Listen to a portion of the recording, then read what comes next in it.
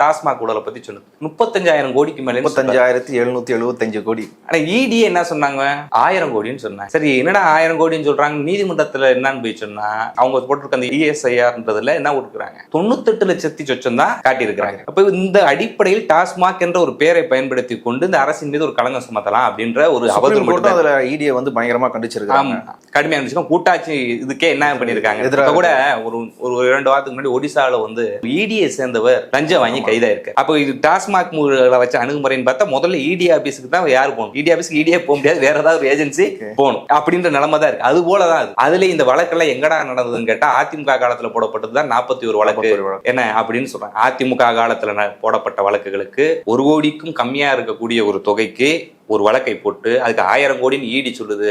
உள்துறை அமைச்சர் வந்து 35,000 கோடின்னு சொல்றது. இதுக்கு என்ன அது வச்சிருக்கிறார்? ஒரு பச்சை பொய்யை கூசாமல் பேசுவது என்ன அமித்ஷா இருந்து கருத்துக்கணுமா என்ன? இந்த வழக்கை இந்த குற்றச்சாட்டை சொல்லி ஈடியே சொல்லாதது எப்படி அமித்ஷா சொல்றாரு? எந்த ஆதாரத்திலிருந்து சொல்றாரு?